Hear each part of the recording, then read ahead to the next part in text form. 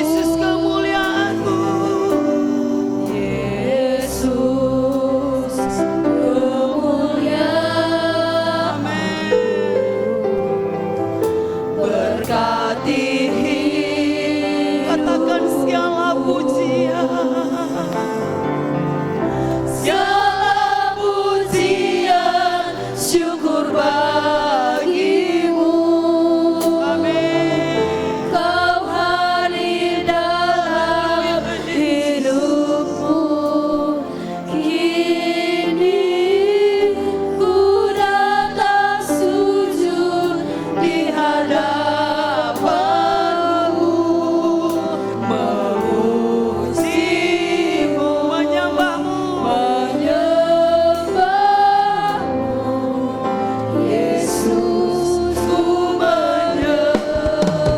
mari kita sama-sama katakan, Yesus, kemuliaan-Mu pulihkan hatiku. Yesus, kemuliaan,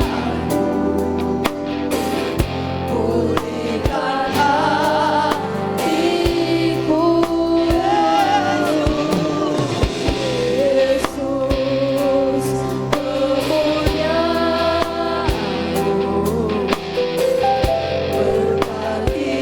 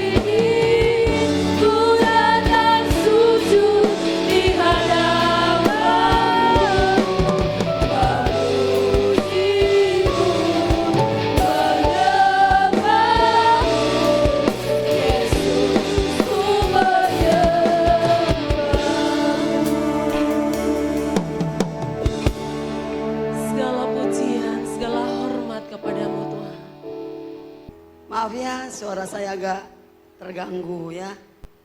Kerongkongan saya agak terganggu mungkin karena nggak ada Bapak Gembala kali.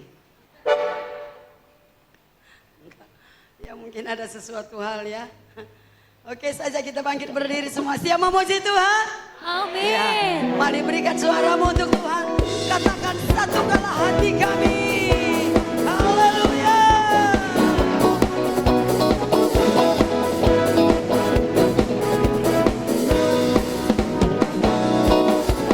Satukanlah hati kami untuk memuji dan menyembah, oh Yesus, Tuhan dan Rajaku.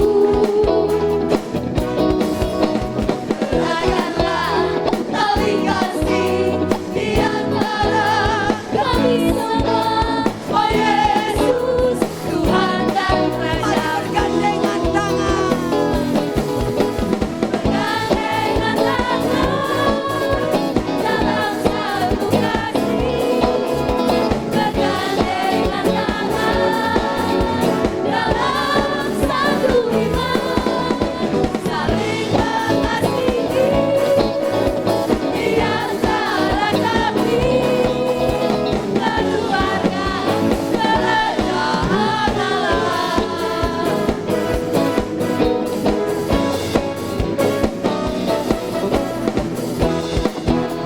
Hati kami untuk memuji dan menyembah, oh Yesus, Tuhan dan Rajaku. Eratkanlah tali kasih di antara kami semua, oh Yesus, Tuhan dan Rajaku. Bergandengan tangan.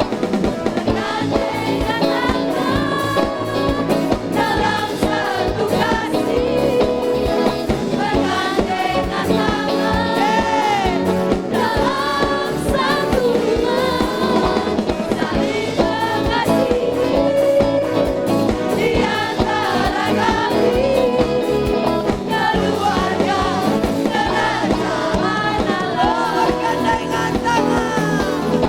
Bergandengan tangan dalam satu kasih, bergandengan tangan Satu iman. dalam satu iman, saling mengasihi di antara kami, keluarga kerajaan Allah.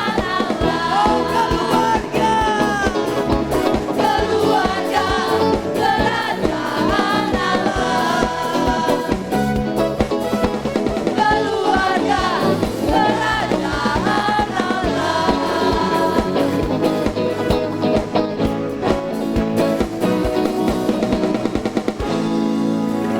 Haleluya. Iya. Di sini saya lihat malu-malu bergandengan tangan. Ntar digandeng orang. Iya. Jangan malu-malu sering kekasih. Ada amin. Kita ini adalah keluarga keluarga Allah. Masih siap memuji Tuhan? Amin. Ya mari katakan, hari ini hari yang telah dijadikan Tuhan. Haleluya. Oh, mari katakan, hari ini hari yang telah dijadikan Tuhan. Mari kita bersuka.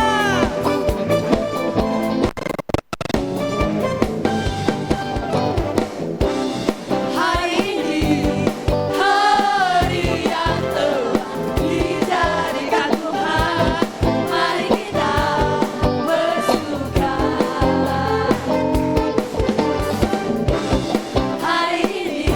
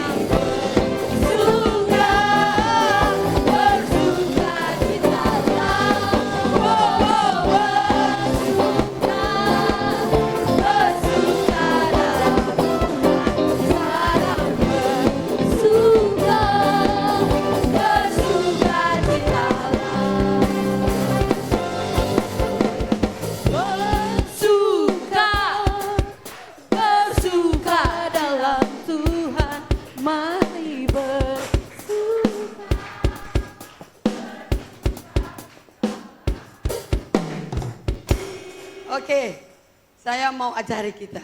Mau? Iya, cuma instruksi suruh berhenti, nggak mau berhenti.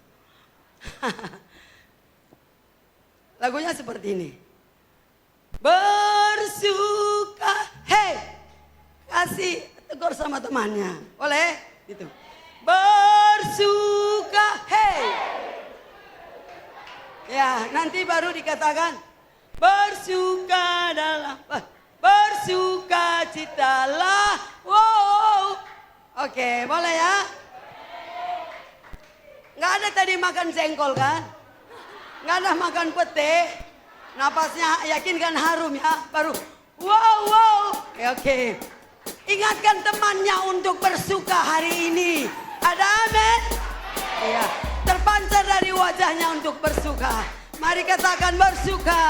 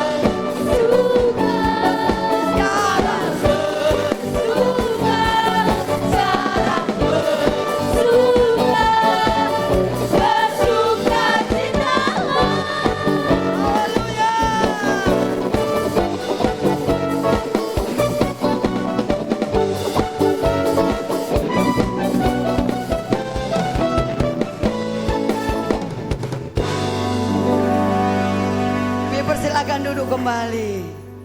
Ada kalanya kita lupa untuk bersuka, ya kan? Sibuk terus cari uang. Akhirnya lupa untuk bersuka. Jadi ini waktunya kita untuk bersuka. Ada men?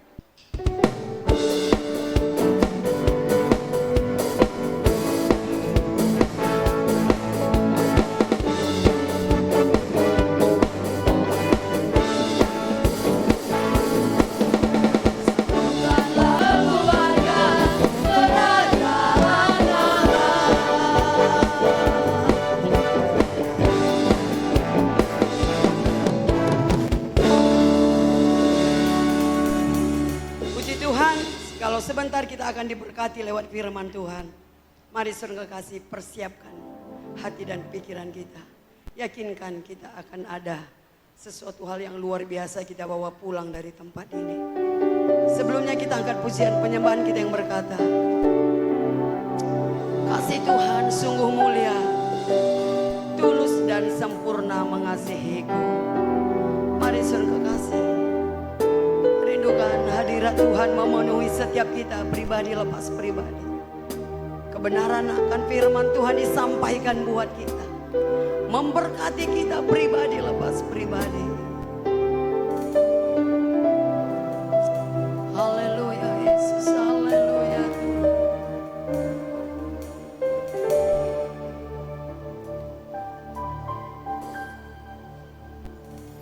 Kasih Tuhan sungguh mulia, tulus dan sempurna mengasihiku.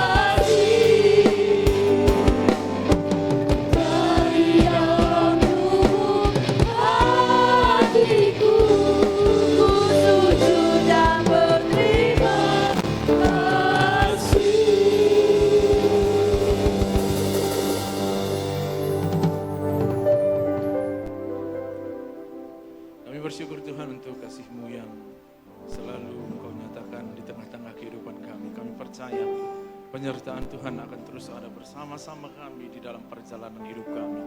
Engkau tidak akan pernah meninggalkan kami. Tangan Tuhan akan terus ada menopang setiap kami Bapa. Kami tahu Tuhan, orang-orang yang bersungguh hati akan Engkau, Tuhan akan selalu ada bersama-sama dengan mereka. Terima kasih Bapa kalau di siang hari ini kami bisa memuji Engkau, kami bisa mengagungkan Engkau, kami bisa menyembah Engkau sebagai Tuhan dan Raja di dalam kehidupan kami. Sebentar kami akan sama-sama belajar tentang kebenaran firman. Bapa dalam sorga, biarlah kami semua menyiapkan hati kami, menjadikan hati kami sebagai wadah yang subur, yang siap ditaburi oleh kebenaran firman. Sehingga kebenaran firman itu Tuhan bisa tetap tinggal dalam hati kami, berakar, bertumbuh, berbuah, dan berdampak di tengah-tengah kehidupan ini. Terima kasih Bapa, terima kasih. Ajar kami untuk merendahkan hati kami. Dan diberkatilah setiap hati yang memang sudah dipersiapkan untuk kebenaran firman. Terima kasih Bapa, urapi hamba yang tidak ada apa-apanya. Sembunyikan hamba di balik salib. Kami siap untuk menyambut kebenaran firman. Di dalam nama Tuhan Yesus, kami mengucap syukur dan berdoa. Semua sama-sama kita berkata, amin.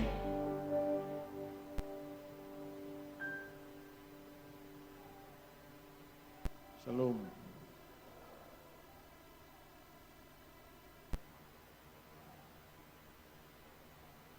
Yuk kasih kemuliaan dulu untuk Tuhan kita.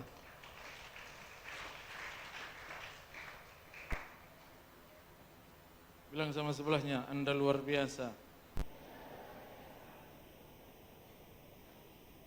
Jangan biasa di luar.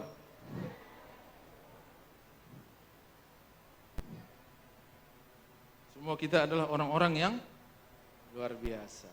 Amin. Tapi gini, kemarin istriku pergi ke pajak, belanja dia. Gitu pulang dibilangnya sama aku, pening kepalaku. Kenapa? Semua mahal. Apa-apa mahal katanya. Betul itu? Sikit yang jauh ya. Nampak yang lain gak pernah ke pajak ya. Dan sepertinya hari-hari yang kita jalani semakin berat. Dan ada yang memprediksi katanya seperti ini, bahwa keadaan akan semakin sulit, terlebih di tahun depan. Karena katanya kita sedang dalam masa transisi peralihan. Karena baru saja pergantian presiden. Dan katanya akan mulai stabil di tahun 2026. Katanya. Tapi saya mau bilang sebagai anak Tuhan, gak ada yang perlu dikhawatirkan. Kenapa? Kenapa? Karena Allah kita yang luar biasa itu akan selalu tetap menyertai Anda dan saya. Amin. Meski sulit keadaan, meski sukar kondisi dan situasi, justru di tengah keadaan yang sulit dan sukar itu, Anda dan saya akan mengalami pemeliharaan Tuhan. Dan penyertaan Tuhan adalah hal yang terpenting bagi Anda dan saya.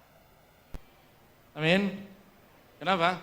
Karena dengan adanya penyertaan Tuhan, kita bisa memberkati orang lain. Kita enggak akan pernah meminta-minta, apalagi sampai ngutang. Bilang sama sebelahnya, jangan ngutang kau bilang.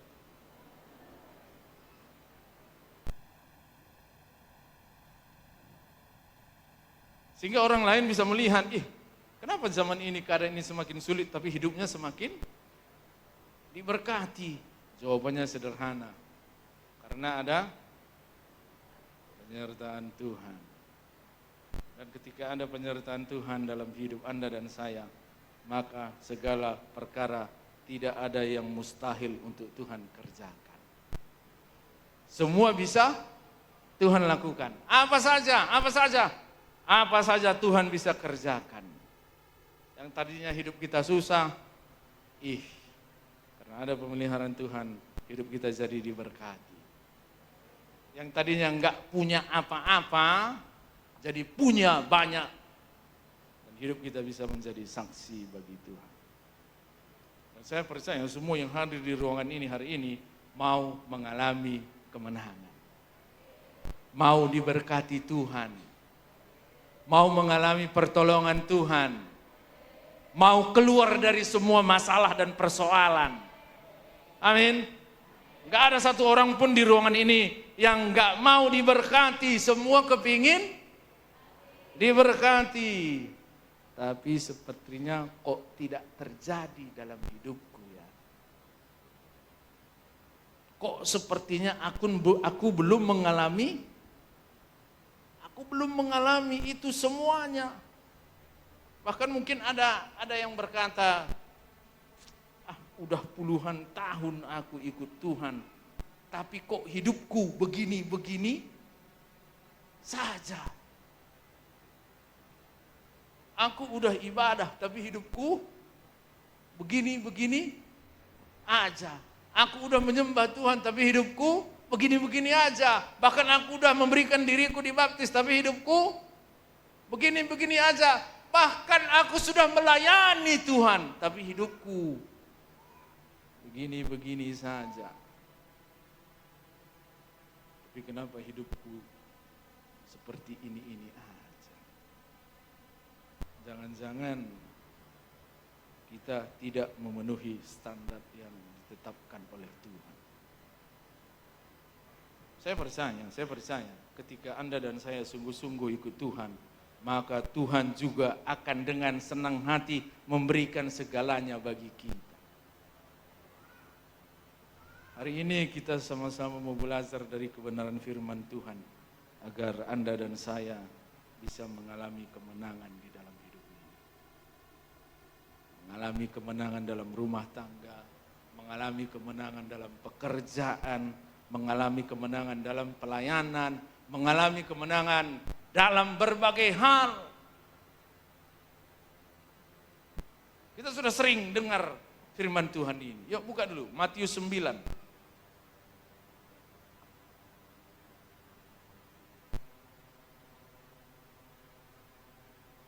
Matius 9 ayat 18. Judul perikopnya adalah, gak ada judulnya di layar itu. Makanya saya bilang selalu bawa Alkitab. Judul perikopnya adalah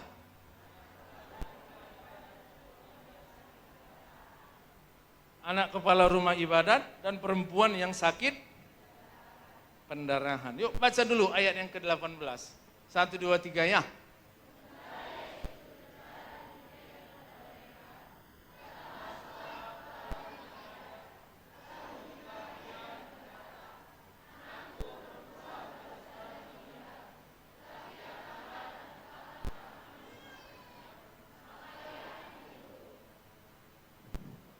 Maka ia akan, saya mau bilang gini, masalah sering datang tanpa memandang siapa kita. Masalah itu sering datang tanpa pandang bulu. Firman Tuhan bilang ini adalah seorang kepala rumah ibadat. Tapi saya mau bilang tak peduli siapa Anda, masalah akan datang kapan saja, untuk siapa saja. Bahkan terkadang Tuhan izinkan masalah itu hadir, Tuhan izinkan masalah itu datang di dalam kehidupan kita. Tuhan ingin melihat bagaimana kasih kita kepadanya. Terkadang Tuhan dengan sengaja mengizinkan masalah itu menghampiri kita. Dia ingin lihat bagaimana iman kita. Dia ingin lihat bagaimana ketaatan kita. Dia ingin lihat bagaimana kesetiaan kita. Dan dari bacaan firman Tuhan tadi dikatakan yang terkena masalah adalah seorang kepala rumah ibadat. Jangan Anda berpikir kalau pendeta itu gak bisa kena masalah. Jangan Anda berpikir kalau pemimpin itu gak bisa terkena masalah. Jangan Anda pikir kalau pelayan Tuhan itu gak bisa terkena masalah. Jangan Anda pikir kalau Anda sudah rajin datang ke gereja, puluhan tahun ikut Tuhan, gak bisa terkena masalah. Semua bisa terkena masalah. Dengar, masalah itu terkadang bukan karena dosa yang kita perbuat, tetapi karena Tuhan sedang ingin menguji kita. Dan kali ini yang terkena masalah adalah kepala rumah ibadat. Tahu maksudnya kepala rumah ibadat? Seorang yang terhormat, pelayan Tuhan, bekerja untuk Tuhan, mengatur segala sesuatu pelayanan untuk Tuhan. Dan dia berkata, anakku perempuan baru saja meninggal. Dan dibilangnya, datanglah dan letakkanlah tanganmu atasnya, maka ia akan luar biasa iman. Tapi kali ini saya nggak mau berbicara tentang imannya. Terus terang, saya memang salut dengan imannya.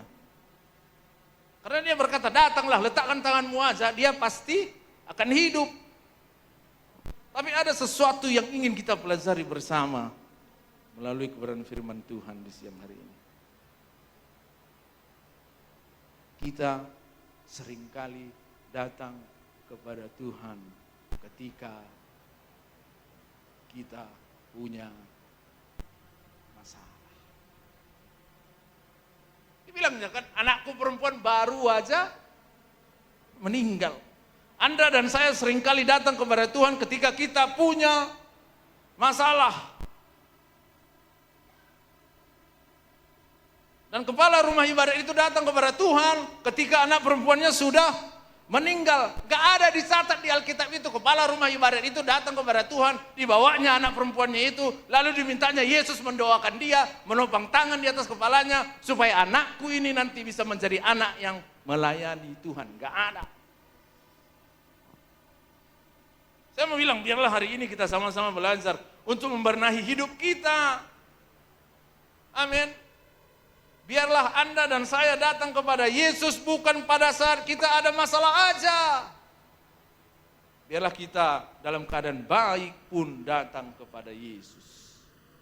Dalam keadaan masih sehat datang kepada, dalam keadaan kuat datang kepada, biarlah kita waktu muda pun datang kepada. Banyak orang yang berkata seperti ini, nantilah aku bertobat.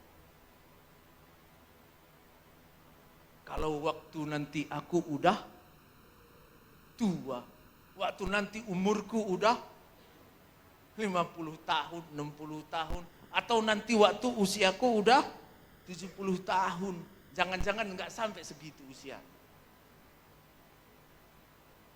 Dan seringkali kita berkata, masih banyak waktu, masih ada waktu, nanti aja.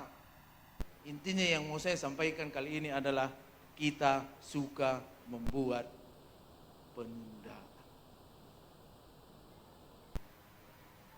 Dan sering kita berkata, aku mau nikmati hidup ini, nanti aja lah, atau mungkin tahun depan lah, tahun depan aja lah, aku baru bertobat. Mau alami penyertaan Tuhan, stop menunda-nunda.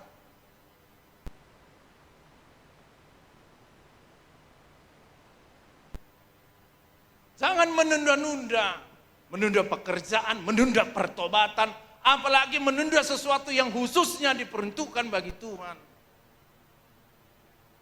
Saya mau bilang, kalau Anda punya kerinduan untuk memberi yang terbaik bagi Tuhan, lakukan hari ini, jangan tunggu besok. Kalau Anda punya kerinduan untuk melayani Tuhan, jangan tunggu besok. Kalau Anda punya kerinduan untuk bertobat, lakukan hari ini, jangan tunggu besok. Jangan lagi menunggu-nunggu. Bilang sama sebelahnya, stop penundaan.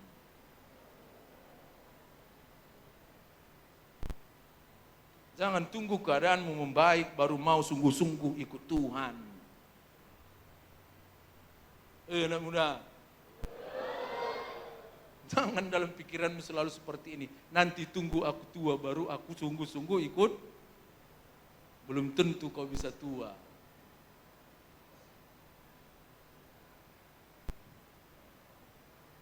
Dan saya mau bilang, penundaan akan mengakibatkan masalah.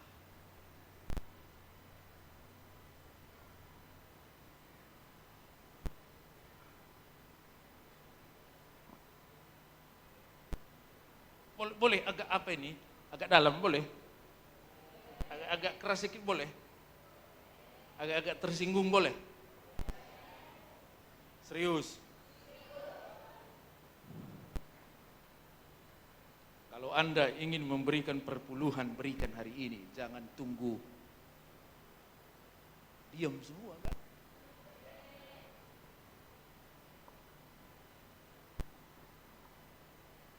Kalau Anda ingin memberikan perpuluhan, lakukan hari ini, jangan tunggu nanti. Jangan tunggu, kalau nantilah gajiku udah banyak, nanti kalau uangku udah, kalau kehidupanku udah mapan, gak akan pernah terjadi itu. Karena firman Tuhan katakan, setia dalam perkara-perkara kecil, maka bisa setia dalam perkara-perkara. Bagaimana mungkin dipercayakan dalam perkara-perkara besar, kalau perkara-perkara kecil saja kita tidak bertanggung jawab.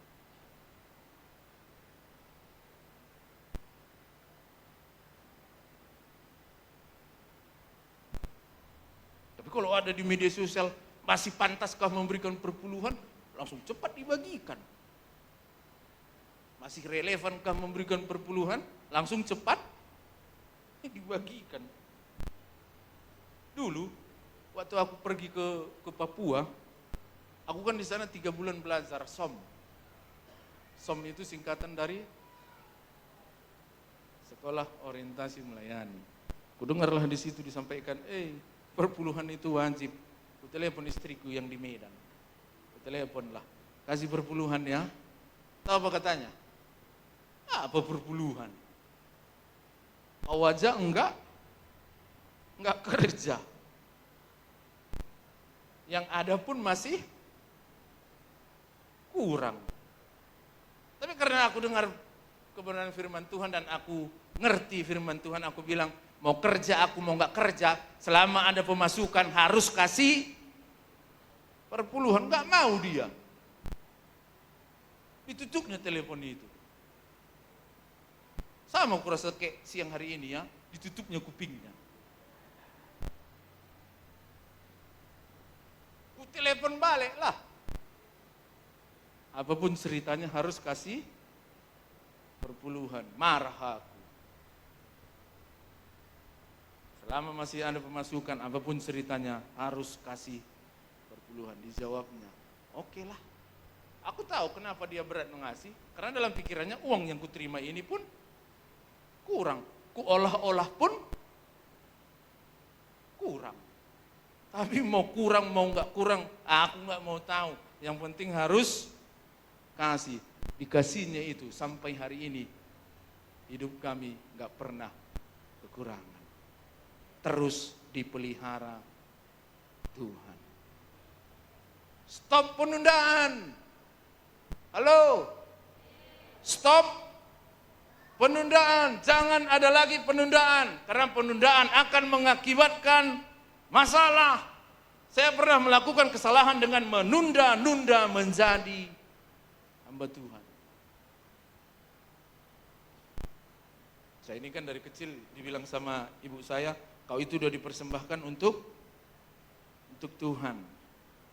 Dan dari besar pun aku selalu diingatkan, kau itu dipersembahkan untuk Tuhan. Setiap kali diingatkan selalu ku bilang gini, nantilah itu.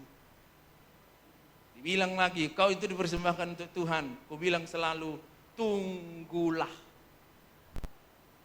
Suka menunda, sampai menikah pun belum. Punya anak satu pun belum. Selalu beranggapan nantilah. Tunggulah. Tunggu nanti keadaanku semakin membaik. Lebih baik aku cari kerja. Cari kerja pun aku enggak ada yang pas.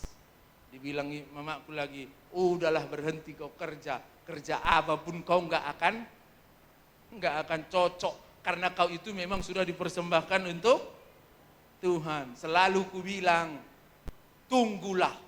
Mau makan apa anak istriku ini? Kan gitu ya. Sampai satu ketika aku sakit, ada masalah, mau mati akibat penundaan. Baru mau jadi hamba Tuhan. Saya nggak langsung mau memilih untuk menjadi hamba Tuhan. Karena Tuhan kasih saya hak untuk memilih.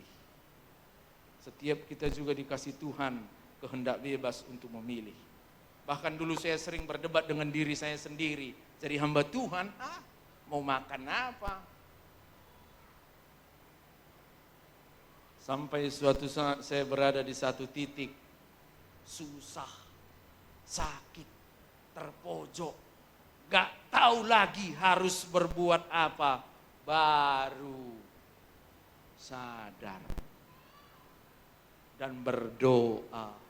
Tuhan, oh Tuhan, tolong aku Tuhan. Tuhan bilang dari atas, baru tahu rasa kau kan.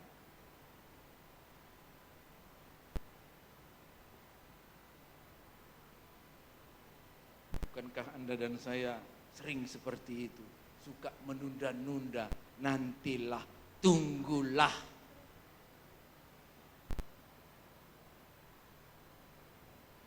Apalagi kalau berbicara tentang uang. Tunggulah. Untuk ku aja pun kurang, yang ada ini aja pun kurang. Sorry, apalagi Anda sudah punya status sebagai pelayan Tuhan, tapi sampai hari ini nggak kasih perpuluhan. Aku bingung, pelayan seperti macam apa itu? Sorry ya.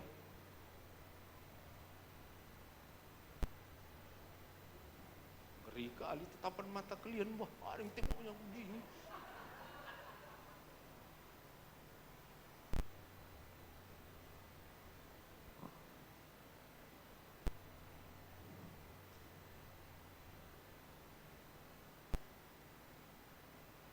Terus suka menunda-nunda.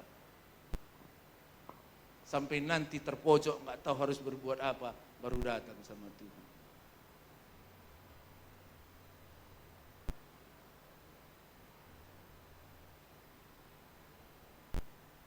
Ada orang naik kapal rame-rame, tiba-tiba jatuh satu orang ke laut. Itu jatuh ke laut, nggak tahu berenang pula dia. Nggak tahu berenang, datang orang-orang bilang, panggil, cari orang yang tahu berenang supaya ditolong itu orang.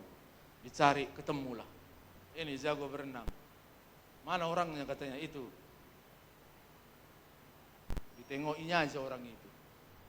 Yang tenggelam itu tadi. Ditengok tenggelam, tangannya meronta-ronda, ditengokinya aja. Dibilang orang, kau tolonglah.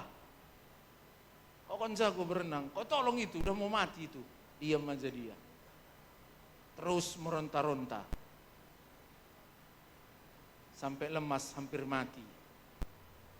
Baru lompat kawan ini tadi, ditolongnya. Lantas ditanya orang, kenapa kau baru lompat tadi? Kenapa enggak dari tadi kau tolong dia? Kalau dari tadi ku tolong dia, habislah aku. Tangannya ke kanan, ke kiri, ya kan? Tonjoknya aku, meronta-ronta ke segala arah. Masih kuat tenaganya.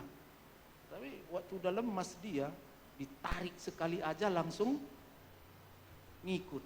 Tahu maksudku? Tahu? Ngerti? Kalau nggak ngerti, beli sinyalmu.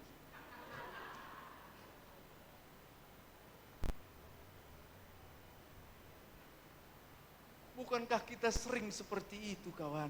Sok hebat, sok kuat, kesana kemari, buat berbagai cara.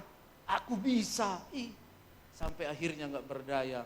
Baru datang sama Tuhan. Doa nangis-nangis. Kalau aku Tuhan, ku bilang dari atas, ha.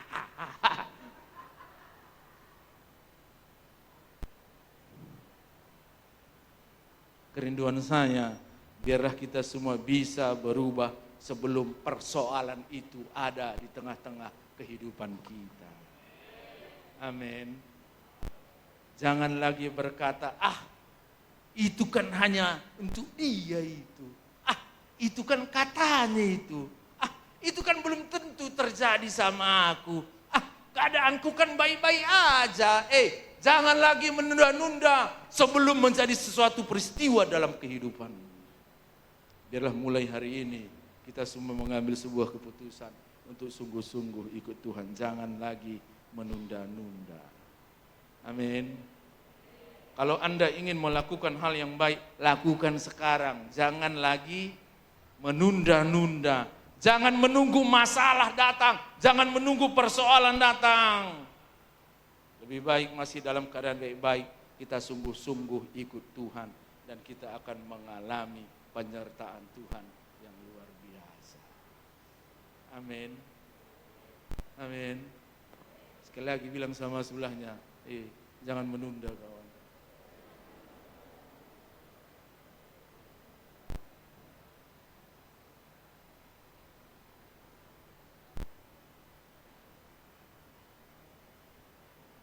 Sebentar aja siang ini. Satu ayat lagi yuk, yang terakhir.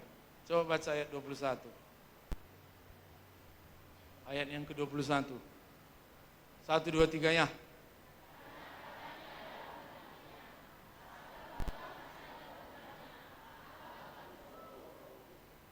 Amin. Firman Tuhan bilang, karena katanya dalam hatinya, asal kujamah saja jubahnya, aku akan sembuh. Yang membuat saya tertarik bukan asal kujamah saja jubahnya, aku akan sembuh. Tapi yang membuat saya tertarik itu kalimat pertama. Apa katanya? Karena katanya dalam hatinya. Dia nggak berteriak-teriak, dia nggak bersuara, dia nggak berkata-kata, tapi berkata dalam hatinya. Bayangkan nih, ini perempuan yang sudah 12 tahun mengalami pendarahan, tapi sembuhnya hanya dengan berkata dalam hatinya. Kadang kita udah teriak-teriak, kadang kita udah nyanyi, udah lompat-lompat, tapi nggak ada sesuatu yang terjadi. Ternyata, saya mau bilang gini, ternyata mujizat Tuhan itu terjadi dengan cara yang amat sangat sederhana. Amin. Perempuan itu hanya dengan berkata dalam hatinya, kujamah ujung jubahnya, aku sembuh. Gak dibilangnya, ku ambil jubahnya, ku bawa ke rumah, ku rebus, lalu air rebusannya ku minum, aku akan sembuh. Enggak. Ternyata dengan cara yang amat sederhana. Artinya dengar nih, siapa saja bisa mengalami mujizat Tuhan.